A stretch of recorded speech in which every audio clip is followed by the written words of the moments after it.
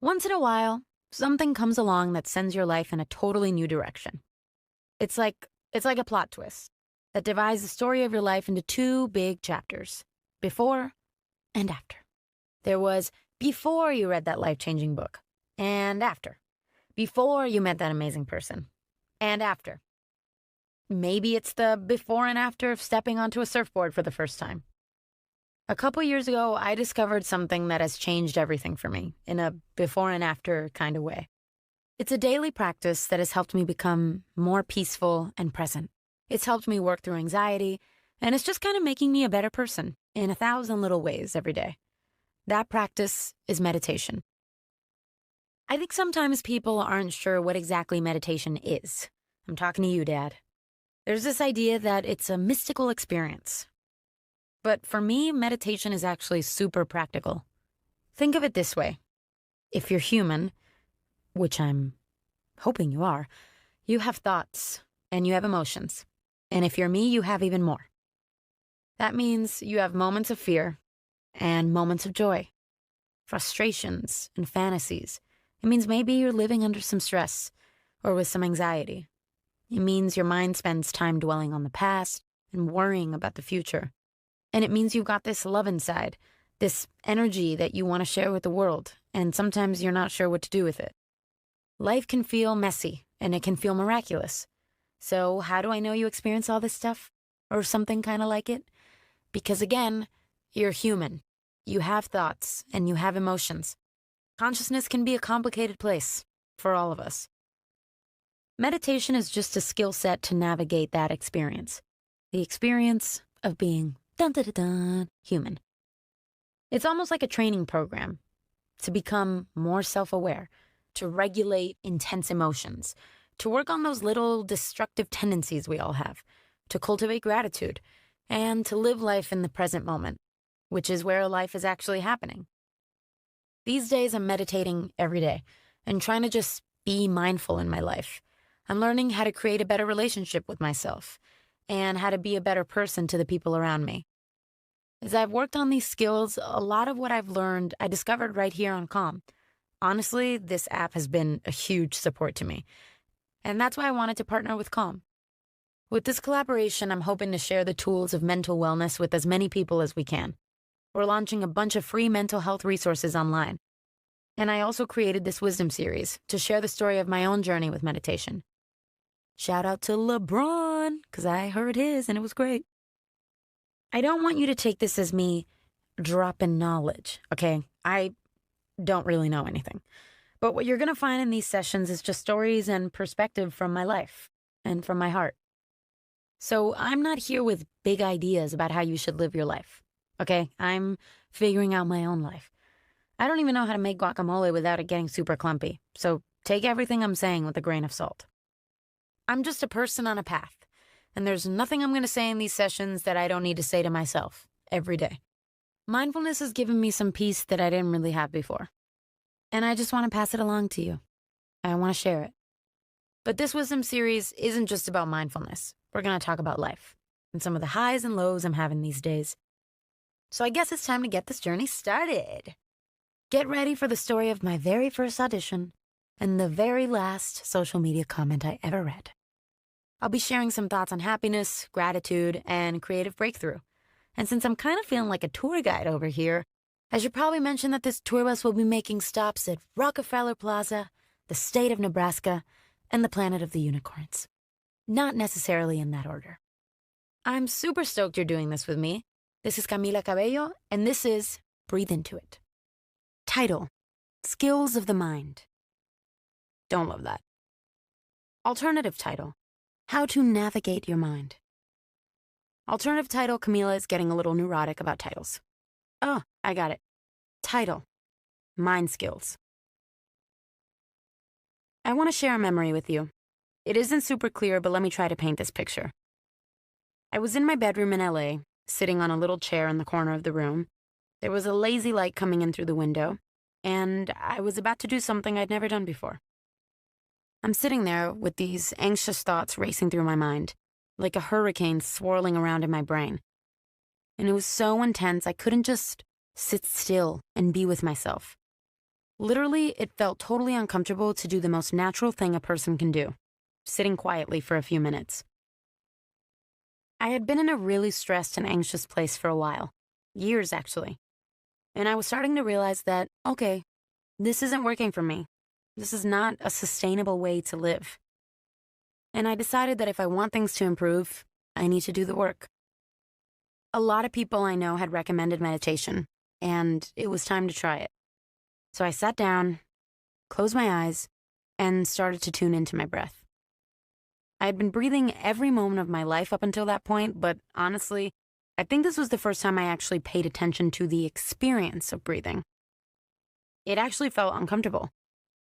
I was so used to rushing and worrying, the sheer act of doing nothing in silence and listening to myself breathing. It almost felt like this radical experience. But I stuck with it for 10 minutes, and all I did was struggle to follow my breath. Minute after minute, breath after breath. I could not stop thinking. When I finished, I wasn't even sure what just happened. I still felt anxious. The hurricane was still swirling around in my mind. But there was a little moment of something. Like in those 10 minutes, there were a few seconds of clarity. And I had the sense it was something I needed more of. So I committed to making it a daily practice. I came back the next day, and the next day. I tried working with different guided meditations and different instructors, and I started to get more comfortable sitting there all alone in silence. As the days went on, I started to gradually develop a whole new skill, and it's one that has totally transformed my life. It's the skill of observing your own thoughts and emotions. For me, this was like a groundbreaking revelation. Some meditation teachers call it non-identification. It means that I have thoughts, but I am not my thoughts. I remember at one point I was sitting there meditating, and I had the thought, what am I doing sitting here? And then I just separated from that thought and observed it. I thought to myself, okay, I'm having thoughts questioning what I'm doing. And that made me feel a little silly. Like maybe I wasn't doing this meditation thing right. So I observed that feeling. Okay, I'm doing a strange activity and feeling a little weird. And then I started to become aware of other things I was experiencing, what I was thinking and feeling. I realized that I was observing my thoughts and emotions, which gave me a little sense of accomplishment. Like I was learning a whole new way of relating to myself. So I observed that emotion. Okay, I'm feeling a bit of pride for developing my self-awareness. Oh wait, never mind. Now I'm feeling lame about how proud I was for developing my self-awareness. Here we are our whole lives, experiencing our experience. But it's so rare that we just take one step back from it and look at it. Sometimes my daily meditation connects to something deeper. Maybe I'm going through something, and my meditation helps me connect to those emotions. Other days, my meditation is just to check in with myself. Where are my emotions? Where are my thoughts? How's my body feeling? It's like the weather report on my mind and heart and body. Gives me a quick read. I'm feeling anxious about something coming up later. I'm holding tension in my face or my shoulders. I'm dwelling on a conversation I had last night where I didn't express myself as assertively as I wanted. I'm feeling a bit tender because I saw a news story earlier that made me upset. Before I started working on these skills, I had no idea you could separate from the weather and just look at the satellite imagery. I was just stuck in the hurricane. It's stepping back to an objective point of view and reminding myself that these are just anxious thoughts. They are not rational. These are just anxious sensations in my body. They will pass. This is Camila. Thanks for being with me. This is Camila, and today you're going to step into the ring for the fight of your life. Early on in my childhood, I grew up between Mexico City and Havana. My mom and dad were young parents struggling to get by, but making it work. My mom had this dream of moving to the United States to start a new life. She was like, I have to do this. And eventually, when I was 7 years old, my mom brought me across to Miami. My dad couldn't come with us right away. He stayed in Mexico for a while and joined us a year later. He literally had to cross a river to get over to the United States. My mom studied architecture back in Cuba. But when we moved to Miami, her education didn't carry the same weight. So to make ends meet, she took a job selling shoes at Marshall's. What's amazing about my mom is that No matter what she's doing, she does it to the best of her ability. Her attitude was like, hey, I'm happy just to be in this country and to be earning a living. One day, while my mom was at work, these two women came into the store. They were both from Cuba, and my mom started chatting with them. One of them mentioned that her son was an architect. She asked my mom if she knew how to use a software program called AutoCAD, or like my mom said, AutoCAD. She actually didn't, but she said that she did. That led to a new opportunity, and slowly, my mom and my dad stepped into the life she'd envisioned, the dream she had for us and for our family. Julia Cameron said, "Leap and the net will appear." I guess that's what my parents did. My mom left everything she knew, everything that was familiar, for some distant dream of the life she wanted. Then she takes a new job she's not fully trained for, and she just applies herself and figures it out. I was too young to understand it at the time, but this took some guts. My mom has always been strong about fighting for herself, and always in the kindest way possible, always in a way that respects other people, but also in a way that honors her own path. My mom and I are basically best friends. She's a very short Latin lady. I call her Tiny Mom sometimes. When she smiles, it's a million megawatts. She radiates that mom-level warmth that seems like a force of nature or something. And Papa, if you're listening, I wrote a whole song about you, so don't get jealous. You know how much I love you. When she shows up somewhere, her first order of business is to hug every person on the premises. Not great in COVID times. She loves to watch thriller movies and horror movies, and she loves to read. She'll often give me a book she's just finished and it's all dog-eared and highlighted. My mom also happens to be one of the wisest people I know. We go on a lot of walks together at night. We just walk around the house and talk about whatever I'm feeling, whatever I'm going through, and she's a really good sounding board. For the past few years, I've become really interested in growing as a person. I've been reading a lot of books, using apps like Calm, and meditating every day. What's crazy is that every time I discover a new insight or teaching, I realize that it's something my mom just knows intuitively. And it's super annoying. I'm like, damn, how do you know all this stuff? I've learned so much from my mom. She taught me to have gratitude for every little thing in my life. She taught me how important it is to always do the right thing, no matter what. But there's one thing she taught me in particular that has always stuck with me. I can still hear her saying this to me, almost like she's right here in the room with me. Which she's not, but she's next door. She would say, "Camilita, you have one life, and it's your responsibility to fight for your own happiness." This might seem obvious, but if it's such an obvious rule of life, why is it so hard to abide by it? Why are we so often waiting for outside circumstances or people to make us happy? Even in a relationship, a really healthy relationship, you can't depend on your partner to make you happy. Happiness is always an inside job.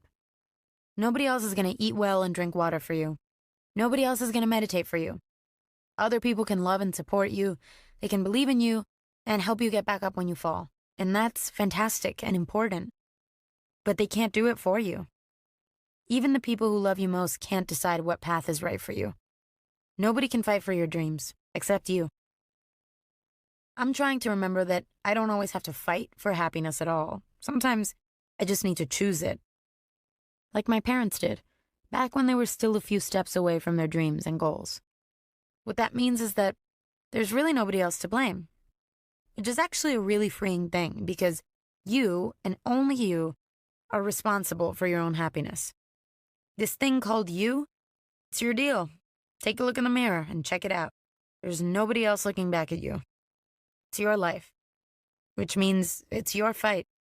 So keep fighting that happy battle, stoic warrior. This is Camila. Thanks for doing this thing with me. Hey guys, my name is Camila, and this is the story of how I got it. When I was a kid, I was unbelievably shy.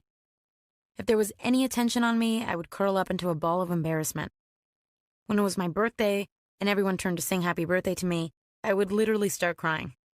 I just could not handle the attention. When I started kindergarten, something happened that stuck with me for like 10 years. Literally. I showed up for the first day of school, all shy and nervous, with a fresh little haircut, it was a little bob, and a book bag that was bigger than I was. When the teacher looked down at my name on the list of new students, she saw my full name. Carla Camila Cabello Estrabao. I know. I've read novels with a lower word count. Here's the thing, okay? My legal first name is Carla. Camila is my middle name. But my whole life, everybody has always called me Camila. At home with my family and friends, I've always been Camila. And with my family, Camila, or Camilita. The teacher looks at my name on the list and she says, "Welcome, Carla." And the thing is, I was too shy to correct her. The other kids started calling me Carla, and I was too timid to say, "Actually, guys, that's not really my name." So it just stuck. After that, I was known as Carla. Years went by. First grade, second grade, and on, and I just kind of accepted it. It almost felt like I was in a box, like it was a character I was playing, and I got typecast as Carla the shy girl. But all those years, I never liked the name Carla. It just wasn't me. Years later, when I was 15 years old, I got the chance to step closer to the real me. I noticed there was an audition coming up in North Carolina for the TV show, X Factor.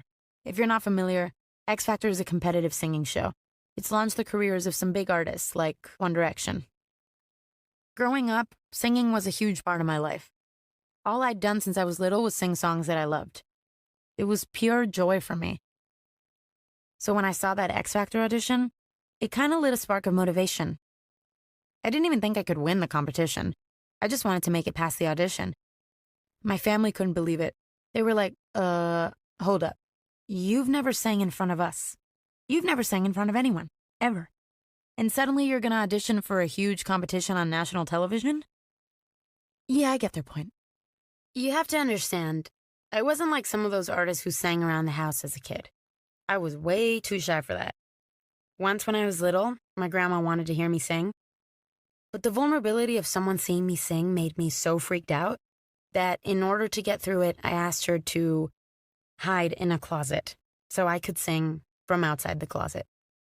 Yep, that's the only way I could cope with singing in front of an audience. An audience of one person who I already knew loved me, who was a grandma. From my family's perspective, this X Factor audition was a surprise. They knew I loved to sing, but they were surprised that I was willing to put myself out there like that when I couldn't even sing in front of them. And they were right. It was a little crazy. But sometimes when there's a spark, even a crazy one, you gotta follow it. So I practiced that audition song like my life was on the line, and this song was gonna save me. Respect by Aretha Franklin. For weeks, I would go over the song, creating my own vocal arrangement, playing around with different melodies and riffs to make it mine. Finally, the time comes. My whole family packs into the car. My mom, dad, sister, and my grandma, who I made hide in the closet years before. We drove 12 hours to Greensboro, North Carolina. In the car ride, I'm listening to my song on repeat, just practicing and going over the riffs I'd come up with. At this point, this song is almost becoming part of my body, which is what I wanted. I was literally listening to it over and over, hoping that my muscle memory would take over if I passed out in front of the judges. You know, gotta have a plan B, right? What I love about my family is, well, the love. They were super encouraging. It was like a little family adventure. But the fact that I was auditioning for a singing show, it was a big surprise to them. No one thought this was gonna amount to anything. Before long, we showed up at the venue, and the experience was almost dreamlike. It was a blur of nervous-looking faces and official-looking people telling me to wait over here and stand over there. They bring me into an outdoor waiting area, right? I'm in the middle of this sea of people, all of them waiting to be called in to audition for the judges, and there's a nervous energy in the air. People are pacing, warming up their vocals, and texting their friends. I'm guided over to a table where there are a couple of producers for the show. They asked me to fill out a few forms to confirm details from my audition, like my age and hometown. And then they asked me to confirm my name. See, the form had a space for my legal name and my artist name. Your legal name is your legal name. You know, that long one that I said earlier. But your artist name could be whatever you want, like Lady Gaga, which I assume is her artist name unless she had, like, the coolest parents of all time. At that point, I just paused for a second, staring down at the form where it says artist name with a blank space beside it. And I realized something. I looked across the crowd of people and I'm like, none of these people have any idea who I am or what I'm like. All these years I've been in this box, the Carla box, the girl too shy to be herself box. But this is a new day, a new moment, and I'm standing here 1,000 miles from home, about to step on stage and try something I've never done before. The producer's waiting, and I'm just staring at that blank line. I'd never had that choice before of, what do you want people to call you? I scribbled down my name, and I signed the form. Next came another blur of nervous-looking faces and official-looking people. And soon, a producer is guiding me backstage because it's almost time. Here's the thing about on stage versus backstage. On stage is big smiles, lights, and glamour, right? Backstage is wires, concrete, and production assistants rushing around looking stressed with their clipboards. It's not exactly a warm and reassuring place. So I'm backstage, waiting to be called, and my legs are barely supporting my body at this point. I am a cosmic ball of nervousness that is about to collapse under its own gravitational force. From where I'm standing, I can't really see the stage or the judges. All I can see is a sliver of the stage area, and it's all lit up like a beam of light. I'm feeling 1,000 things all at once, kind of in a daze of manic energy. But then I hear someone say something. "Camila," she said, "you're on." So I step out onto the stage and turn to face the judges, smiling like I can't believe where I am or what I'm about to do, and I'm gonna pass out. I'm so nervous, I'm shaking. Britney Spears is looking back at me, and there's Demi Lovato right next to her. I mean, these are my heroes, and I'm standing there, a 15-year-old kid awake inside her own dream. I realize it's time to perform, and the nerves are overwhelming. I'm literally not far from collapsing, and I see black dots like I'm about to pass out, but I could feel something inside. It was faint, but I could feel it in there somewhere. A tiny, glowing little spark of belonging on that stage. They ask you to introduce yourself to the judges and say where you're from. I said, "My name is Camila Cabello." Saying that name connected with something deep. It felt so good. It felt like me. I took a breath, and then I connected with something I had done my whole life, all alone in my bedroom with the door closed and the blinds down, and my grandma in the closet. Just kidding. That was just once. Something I knew was part of the essence of who I am. Something that was pure joy. I'm not going to tell the story of how I survived the X Factor audition, made it into the boot camp, and then got cut in the next round of auditions. I'm not going to tell the story of how I got called back to audition with 4 amazingly talented girls, which became a life-changing opportunity to join the group Fifth Harmony. It's a cool story, but it's not this story. This story began on the first day of kindergarten, and it ended the moment I stepped onto that stage as Camila Cabello. I don't know what this means for you, but I know we all get boxed into our boxes.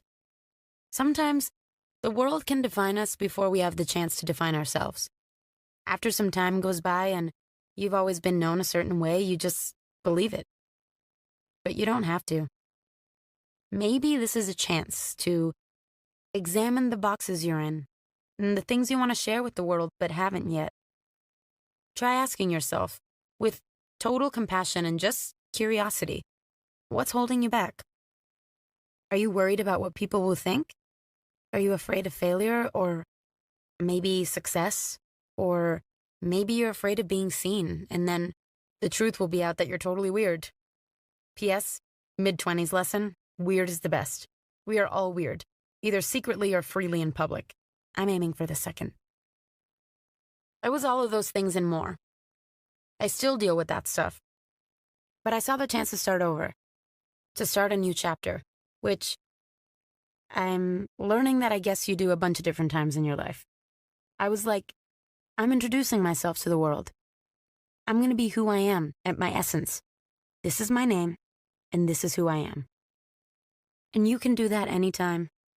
I think for a lot of us, there's a gap between who we are inside and how the world perceives us. Well, the world doesn't know who you are yet, but you do. At some point, you gotta let him know. Now I'm actually working on pronouncing my name as Camila, the way that my family always called me, instead of Camila the Americanized way. It's another part of really reclaiming my identity, saying my name how my family said it instead of how my teacher said it. That concludes our session for today, good-looking people. I can't see you, but I just know you're good-looking. I also can't smell you, but I have a feeling you smell fantastic. This is Camila, or now Camila. Hugs and love. Be joyful, be vulnerable, and when the time comes, take a breath and say your name. Hello there, glorious creatures. This is Camila, and today we're gonna do a little exercise. It might feel weird, but what the hell? It's just you and me here. If you have a pen and paper handy, grab it. If not, just imagine a pen and paper in your mind's eye. Okay. Take your pen and draw a tiny, tiny circle right in the middle.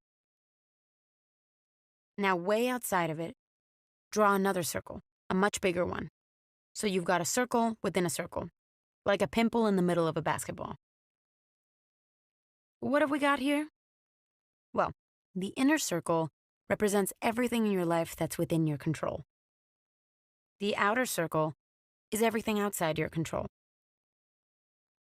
A few years back, a friend of mine recommended a book called Stillness is the Key by Ryan Holiday. It's about Stoic philosophy. I loved it, and since then I've read Ryan's other books. Stoicism has really impacted my life.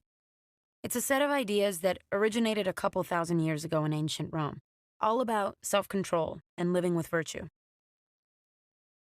The Stoics say, focus on what you can control and accept what you can't. Look at your circle within a circle and ask yourself, what goes in the inner circle? What do you actually control? For me, I gotta be honest, it's almost nothing. I don't control people. I don't control their actions or perceptions. I can't control traffic or the weather or the price of avocados, and I sure as hell can't control my dog.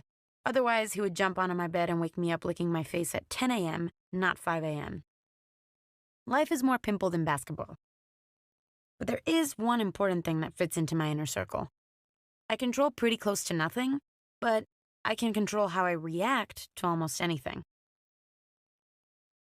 My career got started at a young age. I auditioned for the show X Factor when I was 15, and before I knew it, I had this whole career happening. In many ways, I couldn't believe it. Before that, I had never performed in front of people before. Now my music is out there in the world, and some people like it. I remember going onto Twitter and YouTube and just being amazed that people were talking about me. There's YouTube comments, there's tweets, and I was like, oh my God, let me see what people are saying. Look, it feels good when people show love. I couldn't get over the fact that someone from Anchorage, Alaska liked my riffs. But with the love comes the not-so-love. Growing up, I was super shy. But now I'm thrown into the spotlight. Shows and appearances are part of my life. And one of my favorite parts of all this was doing interviews. It was a chance to be a little more outgoing and explore a new side of my personality. Instead of being this shy kid, I got to be silly and spontaneous and weird. But then one day I came across a comment on a YouTube video about an interview I had done. The comment was basically, oh my God, Camila Cabello is so annoying. And I was like, that doesn't feel amazing. Then I scroll down a little further and I see it again. And this time the word is staring back at me. Annoying. It was like a scene in a movie when someone says something devastating and the other character hears it echoing in their head. Camila Cabello, you are annoying, annoying, annoying. The truth is, it got to me. I know I'm supposed to be thick-skinned, but it hurt. And I think it hurts more because in that interview, I was showing the real me. And that, my friends, was the last time I ever read anything about myself online. Seriously, since that day. No tweets, no comments, nada. It's just not healthy for me to hear that stuff. I realized that it was going to stop me, consciously or subconsciously, from being myself. I decided if I'm staying true to myself and if I'm doing the right thing, I honestly don't care what anybody else thinks. No matter what you're trying to do, someone out there is going to talk about it. I don't care if you're a stockbroker or a bus driver. Literally, you could decide to live your entire life off the grid, doing nothing in a cabin in the woods, and that would probably go viral. Someone would find it super annoying that you sit in your cabin all day. #CabinGate. Someone is going to criticize you or your work, and you'll have to decide what to do with that information. Do you let it get to you? My thing is, I don't want to be sitting in some interview and change my behavior because Spider-Cat 1992 thinks I'm annoying in interviews. I want to be the meest version of me and let people decide. If they vibe with it, great. If not, that's cool too. If it's not in my inner circle, I'm trying not to pay attention. That stuff is going to get inside my head and it's going to affect my peace. And that's what I'm going for in this life. Peace. That's the state I'm trying to cultivate. That's the energy I want to put out into the world. That's how I'm going to create my best music and be the best friend and daughter and sister to those I love. There's a quote that I love by an ancient Stoic named Epictetus, and it goes, "We suffer not from the events in our lives, but from our judgments about them." I can't control what people say about me. What I can control is who I am, my actions, and my character. The truth is, it's totally freeing to not care what people think. I'm free to take risks and make mistakes. So you might as well just focus on being the youest you. And then whoever wants to be your friend, at least you know they're your friend for you, and not some fake, non-annoying version of you. Now go back to your cabin in the woods and have yourself a ball. And don't listen to Spider-Cat 1992. Be the youest you. One day I'll visit and we can be annoying together. This is Camila, wishing you peace. Now and always. What up, guys? Camila here, and this is the story of how I finally said no to saying no, which is a weird way of saying that I learned how to say yes. It was autumn in New York, and I was going through a rough patch. I was in my hotel room, sitting on the bed, and I was staring at something that was resting on the dresser. It was this picture of me as a young girl, and I'm smiling in it, and I'm probably 5 or 6 years old. And that picture had kind of a special meaning for me. I looked so just kind of innocently happy in that picture, and it made me feel like, oh, I gotta watch out for that girl. It was a way of connecting with my journey and where I've come from. But as I sat there, I wasn't connecting with anything. I was in a state of pretty intense anxiety. Later that night, I was performing on Saturday Night Live. And I was so anxious about the performance, on top of the anxiety I was already feeling, I didn't think I'd even be able to leave the hotel room. This was a phase of my life when everything was moving really fast. I had a ton going on, and everything felt way too super important. My schedule was packed, I was finishing my album, and I was dating Sean for the first time. I was so in love with him that it was actually terrifying. I wasn't getting enough rest, let alone self-care. I didn't know how to say, hang on guys, I need a day off. But what's so weird, and maybe it's not even weird, I guess it's just anxiety, is where the anxiety took my mind. Before I started meditating, I was prone to, like I've said before, dramatics. I would take the slightest negative thought and my mind would run wild with stories and scenarios. And I'm not talking about Shakespeare in the Park type of drama. I'm talking about a low-budget Cuban telenovela mixed with an end-of-the-world sci-fi film. Over-the-top inner drama happening in my head, nonstop. A lot of the time, this would start with a what-if scenario. Just a little seed of anxiety or insecurity, and that seed would grow into this very unpleasant, giant forest of nightmares that was paralyzing. When I was meeting up with Sean, my mind would go, what if we run out of things to talk about and I ruin it and I lose the love of my life? Before a writing session with a talented producer, it would be, what if I bomb it and they think I'm useless and it's the end of everything? And the craziest was that performance on Saturday Night Live. The scenario in my mind was, what if I forget the lyrics on live television? Now I have to explain something. By the time a singer is performing a song on SNL, you've performed it hundreds of times. At least hundreds. You know the words better than the national anthem, better than your own name. And there aren't that many words in a song, so what are the chances you're going to forget any of them? This was my mind going to some very irrational places. But it was a time when I didn't have the tools to trust myself with my own emotions. I don't know how, but I managed to get through the performance on SNL. Actually, my manager said it was one of my best shows ever. But I felt like I was barely holding it together before I went on stage. Beyoncé says that nerves are energy. I guess I found a way to channel all my anxious energy into my performance. A short while later, I discovered meditation, and my practice has created a whole new relationship with my emotions. What I was doing that night in New York was shutting down my emotional reality. I was scared to experience my own emotions because they felt so intense. But mindfulness is teaching me that emotions aren't something I need to solve or overthink my way out of. They're something I need to feel. They're a totally normal, super predictable part of being human. And that's great news because my anxiety made me feel really weird sometimes. When it's raining outside, your instinct isn't to alleviate the rain. When there's a downpour, just grab a book and snuggle in a nook. Ooh, that just rhymed. Or get an umbrella and go for a stroll. Same with emotions. However I'm feeling is how I'm feeling. So instead of shutting it down or being scared of it, I'm learning how to say yes. If I'm anxious before a performance, I just acknowledge it. Okay, looks like I'm feeling a bit of anxiety because this performance is really important to me. If I'm nervous before hanging out with new people, I'm just like, all right, I'm in a room full of people I don't know, and I'm feeling a little uncomfortable and insecure. When you allow yourself to feel however you're feeling, the good news is, it fades. That's the thing.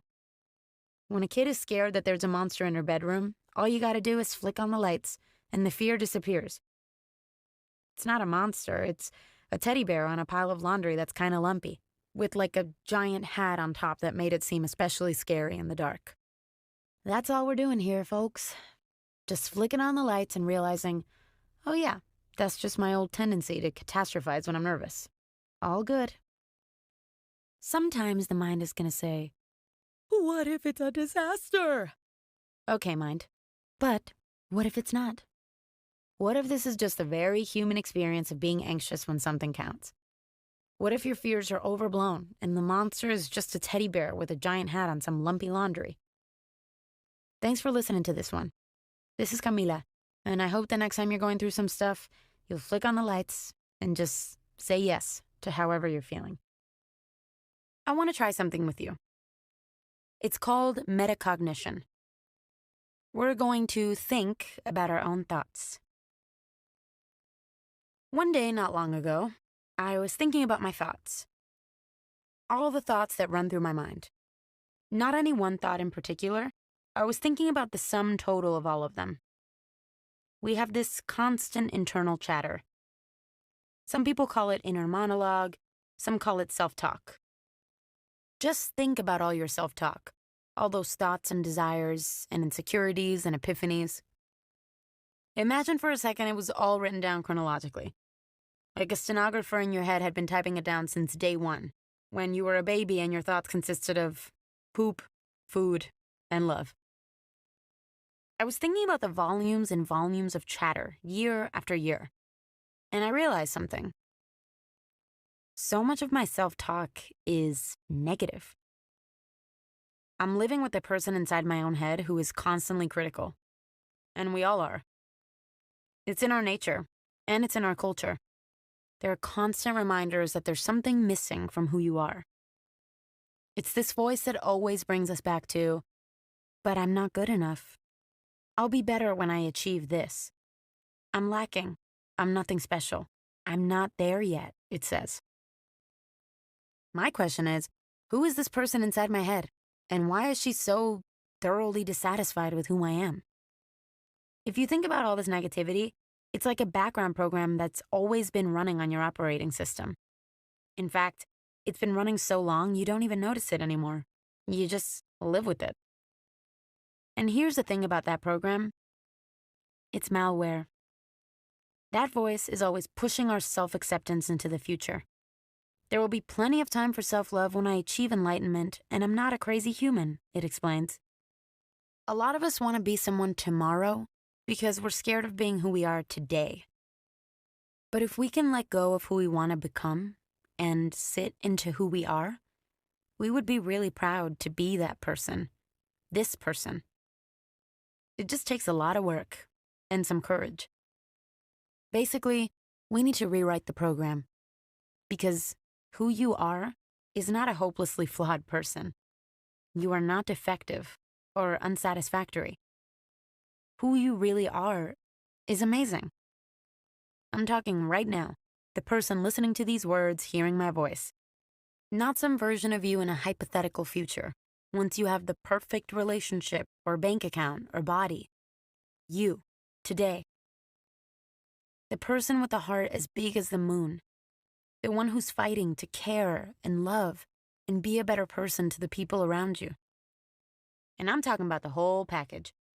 Everything from your dreams to your nightmares, your abilities and idiosyncrasies. It's all you, and it's all good. You are a human being, doing what a human being does in this weird adventure through consciousness. One day is a triumph, the next is a tragedy. It's all part of this life. So once again, but not for the last time, who you are is not an inadequate person. You are not wrong or incomplete. Who you are is amazing. If you thought that I must have the most cool and collected self-talk ever, it couldn't be further from the truth. It's crazy up there. My relationship with myself is complicated, just like yours. But I'm doing the work, trying to rewrite the program. That's all we can do. This is Camila, wishing you poop, food, and love, and reminding you how amazing you are. If you surrender to the wind, you can ride it. Toni Morrison. So back in 2019, I began working on my second album. I took a trip to Nashville for a writing session with two incredible musicians, Amy and Jordan, shout out. So I show up at Amy's cute studio apartment in downtown Nashville. I step inside and there's a piano, a guitar, and a mic. Amy and Jordan are super friendly, the place is cozy, and the whole setup is kind of low-key and perfect. I came to this writing session super prepared, like obsessively prepared. When we kick it off, the first thing I do is bust out my computer and start going through my ideas, and I've got a detailed plan for how I want the session to go down, with a list of lyrics and song concepts. But here's the thing, right? Creativity doesn't care about your plans.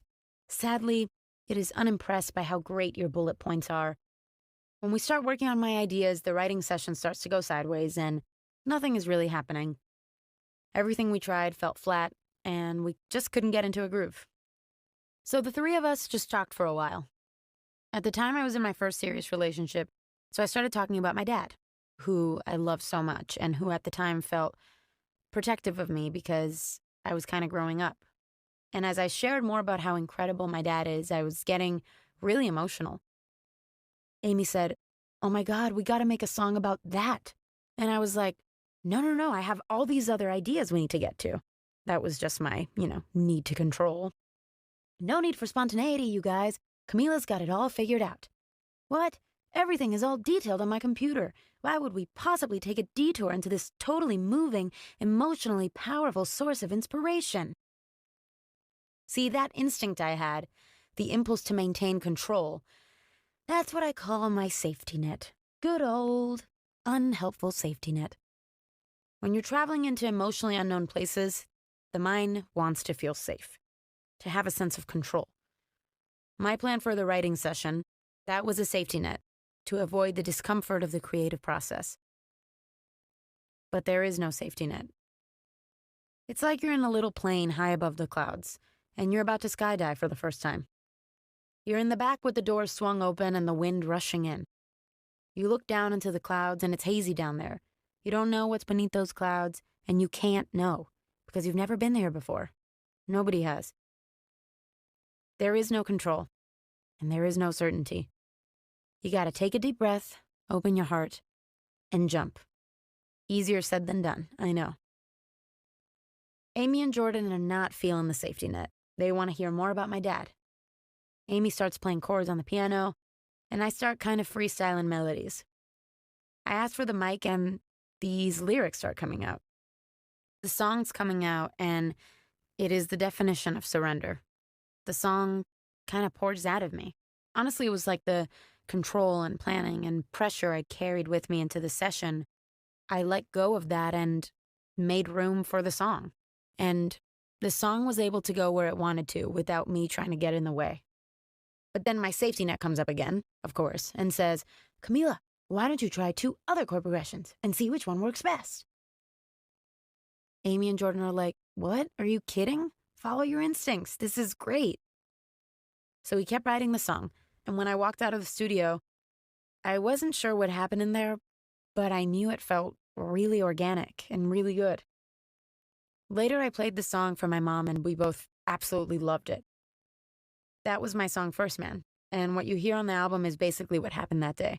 It just arrived in one big burst of inspiration because my mind and my need for control and planning didn't get in the way. I've learned that it's so important to follow that instinct inside you. It comes from your body, and it's something you can't explain, just following what feels true for you in the moment. It comes from the free fall. You have to surrender to that thing that's bigger than you and smarter than you. Pablo Picasso said that the chief enemy of creativity is good sense. Every time I'm writing a song, it's almost like I need to turn off my mind. When I don't do that, it sucks. When I try to control the creative process, it feels forced. You can hear the tension. But when I let go and follow my instincts, that's when I connect with the deeper forces of creativity. The key to this whole thing is reckless abandon. Creativity is an act of surrender. You're falling into the unknown, where the emotions are powerful. It's going to be terrifying and exhilarating, all at the same time. And this isn't just about creativity.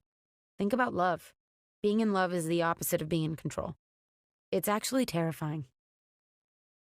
Art and love and life, these are fragile things. You can't bear hug a butterfly. You can't even touch a butterfly because it's this tiny, delicate, beautiful thing. All you can do is let it be, watch it flutter by, and enjoy it. Because that little thing is about to fly off and disappear forever. So what's true in a studio apartment in downtown Nashville is true far beyond. Living life is like writing a song. You don't know where it's heading. You can't know. There's no way to control it or predict it. All you can do is open your arms, open your heart, and jump. Hey guys, this is Camila, and today we're going to spend some time in one of my favorite places, reality. A while back, I did something that I think we've all done a few too many times. I reached for my phone, opened up a social media app, and I proceeded to lose 90 minutes of my life. Honestly, an hour and a half goes by and all I do is stare, scroll, and occasionally double tap. What was so compelling that it justified 1/3 of my afternoon? I'll tell you. It was toddlers on trampolines, a lot of lip syncing, and a dog sailing across a swimming pool on a surfboard. It has become a universal experience for all of us. Not the surfing dog part, the social media part. Look, I'm with you. We've all been there. You finally put down your phone, and it's like you're coming out of a trance. You look around all disoriented, wondering how a chunk of your day just disappeared.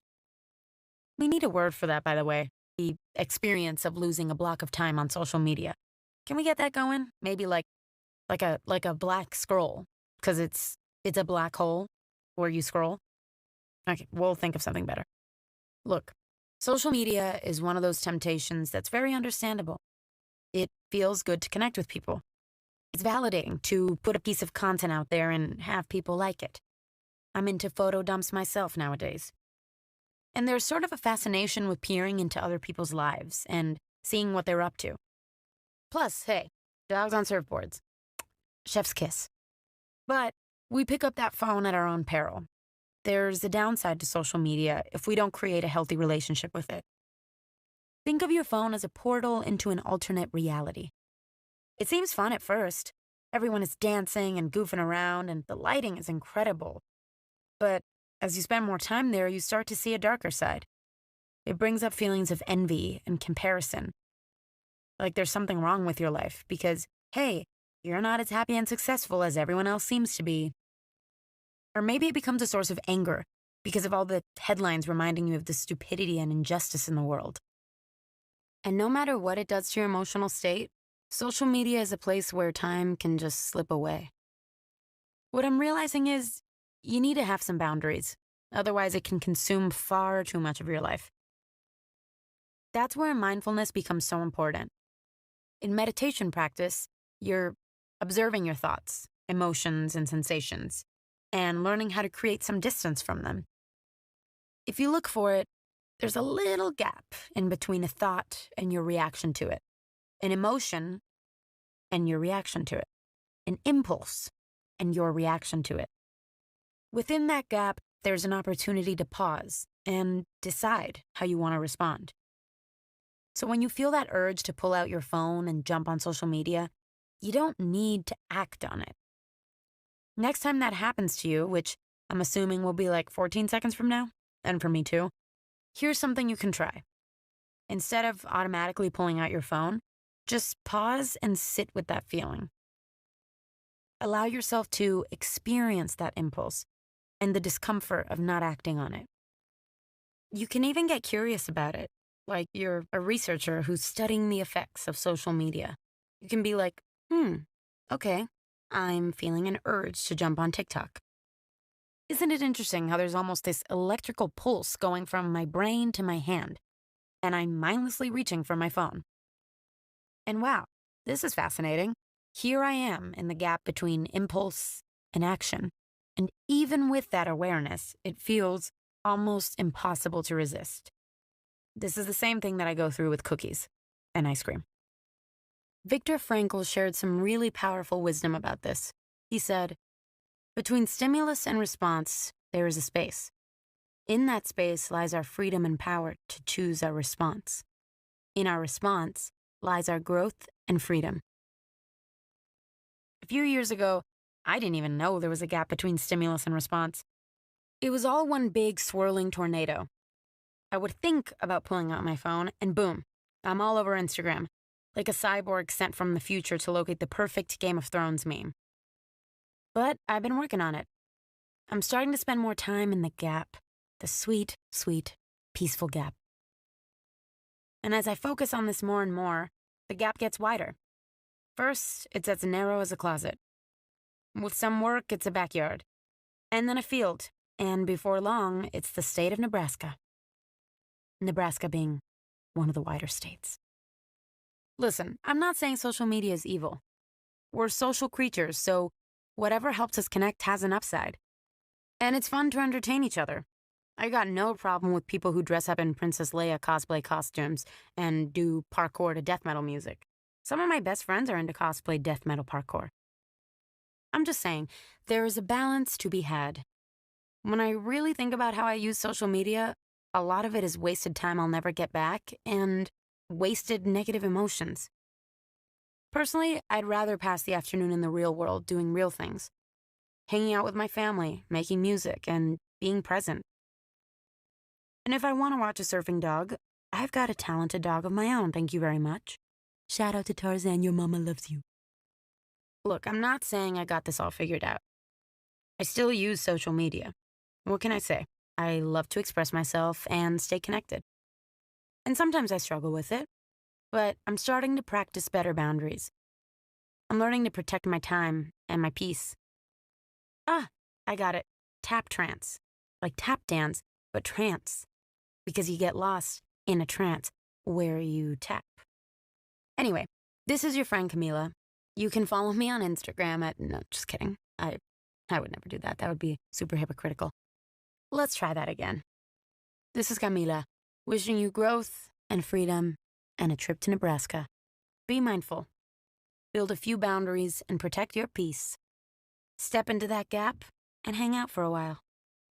Hello, hello. This is Camila. And today, my friend, we are heading to the dance floor. My relationship with dance has been a journey. Growing up, I was not a dancer. I always felt like I had 2 left feet. Plus, I was super shy as a kid. So you were not going to catch me trying this whole moving to music experiment. But then I joined the group Fifth Harmony, and my career as a performer began. At first, I remember telling the other members of the group, you guys, I can't dance. I can't even wear heels. I don't dance. Honestly, no dance skills happening over here.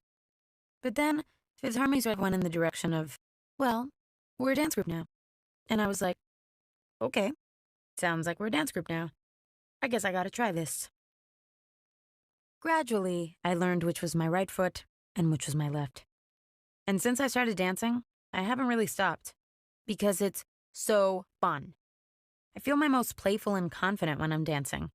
You can't not have fun when you're dancing. It's scientifically impossible. But dance is more than fun. It's wise in its own way. Dance is like a magic trick that gets you out of your head. The mind is like a journey that's always traveling to a new place, never staying at the same location for more than a couple minutes. Think about your day so far, and just imagine the hundreds of thoughts you've had. Fixations, frustrations, and fantasies. In the morning, your mind is off on a space voyage to the planet of the unicorns. By lunchtime, it has become the unicorn apocalypse, and you're one of only 2 unicorns left. Plus, you're super annoyed because the other unicorn keeps pronouncing your name Camila Cabello. So much of the time, your thoughts are somewhere else. But no matter where your head is at, your body is always in your body. Here and now. Always. This is one of the things that's been so powerful for me about mindfulness. In meditation, you're learning how to bring your attention into the present moment, often using your breath as a tool. By focusing on the breath, you're bringing your awareness into physical sensation and into the moment. But there are other ways to get out of your head, and one of them is actually dance. Think about it this way. Dance doesn't happen in the mind. It happens in the body. It's your body doing its own thing to the music. So if I'm having a bad day or feeling distracted, I just put on some music for 15 minutes and I basically just shake my booty for a while. Or sometimes I start my day with a dance workout, and I feel so much better after, every time. It frees up all that tense energy that's bound up in my body. It just kind of shakes things loose and gets me out of my thoughts, which is very, very good for me. My acting teacher says that joy is the highest frequency. If that's true, then dance is probably the quickest way to stimulate joy. In fact, it's one of the most human, instinctive things we can do. You take a 2-year-old and put on some Whitney Houston, and there is no training or explanation needed. They instantly get how fun it is to bounce and shake to the music. There's a whole history of music waiting for you. Thousands of songs out there waiting for you to press play. Whatever makes you move your thing the most. Chuck Berry, Cyndi Lauper, or Beyonce. So if you're stuck in your head, if you're feeling tense, or if things are getting really ugly on the planet of the unicorns, there's a hack to get back to your body. And you don't need to show up in Times Square with a pair of Adidas. You don't need a tutu and a stretch bar. You don't need to be a professional dancer. This dance thing can happen in the privacy of your own home, with the curtains drawn and music on. It's about you, the music, and the moment. And don't feel like you're lacking dance skills. Those 2 words don't even belong together, unless there's air quotes involved. This is not about step ball changes or hip to thigh coordination. Dance does not belong to the skillful. It belongs to the joyful. This is Camila, finishing this recording so I can put on Super Freak up in here. Keep your groove on, you beautiful Super Freak dancing unicorn. See you on the dance floor. This is Camila Cabello. Please stay tuned for a message from outer space. This world has a way of making you feel unwelcome. Doors that are closed, judgmental people who dismiss you, authority figures who don't get you. It can feel like we're not part of the right club or group, like we don't say the right things or look the right way. It can feel like we don't fit in anywhere. Have you ever felt like that? Like you just don't belong? I've totally felt that way before. I can feel like an imposter in my own life. Listen, I've been petrified to just walk into a room. Like whatever I say is going to sound stupid. Like at any moment, people in the room are going to find out that I'm weird and something's wrong with me. And no matter how hard I try, I'm never going to truly feel like I fit in. Well, I have a message for you. Not from me.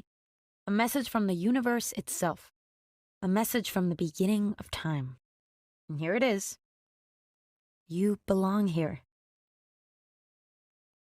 Let's imagine that aliens landed on the planet and took a look around. First of all, these are bound to be advanced creatures if they've traveled across interstellar space. Intellectually and emotionally advanced. So let's assume that they have highly evolved emotional intelligence.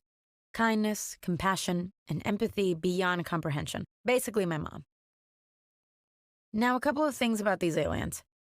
First of all, let's just consider what they look like. I assume they have evolved to look adorable and hilarious. Because again, advanced species. I'm thinking they have big friendly eyes that blink exactly every 3 seconds. I assume they have antennas. Furry antennas, not the scaly kind, those are weird. And I'm picturing fuzzy pom-poms at the end of their antennas, just dangling there like ornaments on a Christmas tree. Okay, now let's say that it's your turn to meet with the aliens because, they're doing the rounds and getting to know everyone. You sit down with the aliens, they look at you, and you begin to realize that you are in the presence of the deepest love you have ever felt. No judgment, no fear from these creatures. They exude a vibe of pure compassion, and it radiates off them like warmth. You feel so comfortable and cared for, you decide to tell them the secret you've carried around for ages but never told a soul. You don't feel like you belong in this world. How would they react? How would they see that situation? You don't feel like you belong, really. You who shares a common ancestry with everything on this earth that has ever lived. You who has every right and reason to be here. Here's how I think the aliens would respond. They would look at you, a little bewildered, then look at each other and back to you, still bewildered. They clear their adorable purple little throats, and the first thing they would say is something highly evolved, because they're emotionally advanced. They always say a special word before saying anything else. The word is GURP, and it means, what I'm about to say comes from a place of love. So, GURP, they say. And then they look at you in the eyes, smile a smile you didn't think was possible, and they say, you belong here. You are not a fraud. You are not a loser in this world, or an imposter in this life. It only feels that way sometimes. You are the living, breathing, blinking, dreaming product of billions of years of evolution on this planet. You wouldn't tell a koala chilling on a tree that he's a total fraud. This world belongs to you, and you to it. From the perspective of the aliens, you are as much a part of this earth as the Pacific Ocean. Granted, you are a lot of things. You're a biological program pursuing survival. This is true. You're a carbonous blob of mashed potatoes that has evolved to the point of consciousness. Also true. And you are a total miracle. Here on a mission to be a force of love, like a beam of light sent from the sun. No matter where you find yourself, look around. Like I'm talking about right now. Wherever you are, take a breath of fresh air. Feel the breeze on your skin and let it sink in. This is your home. You are a part of it.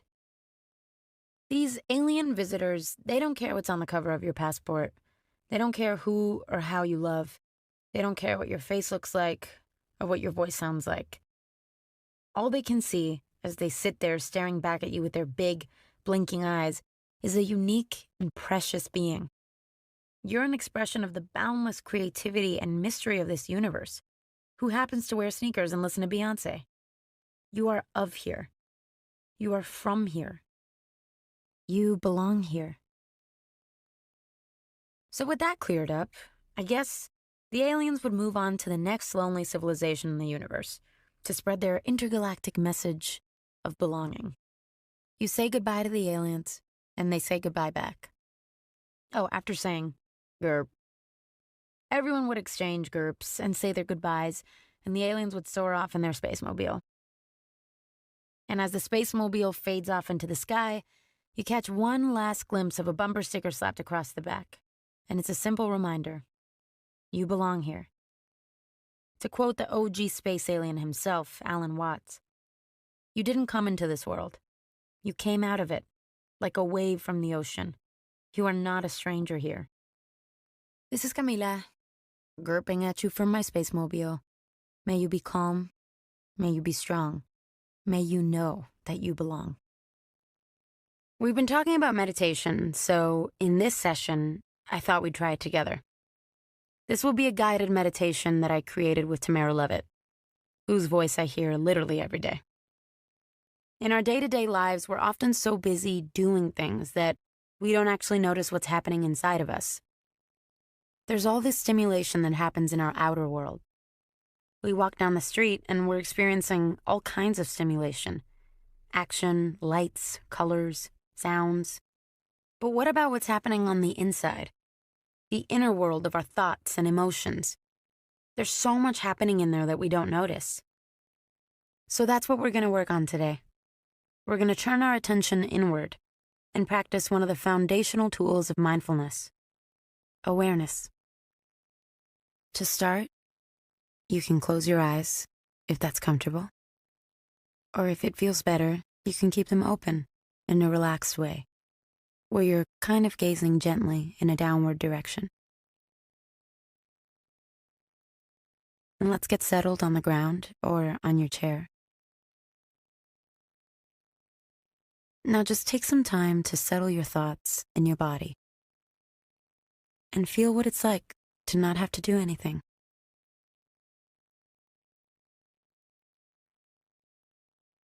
If you want, you can focus on your breath coming in and out of your body.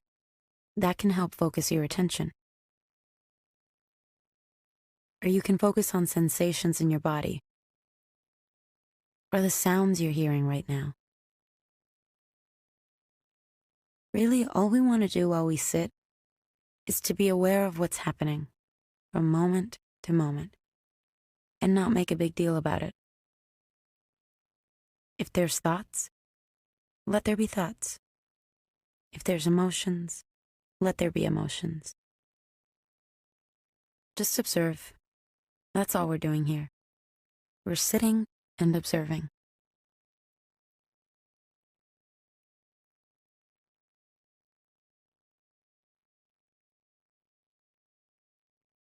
If your mind is active, that's okay. If you're feeling restless, that's okay too. There's really no pressure to get this right. Whatever comes up, we're just noticing and trying to breathe into it. So maybe for another minute, let's just sit together.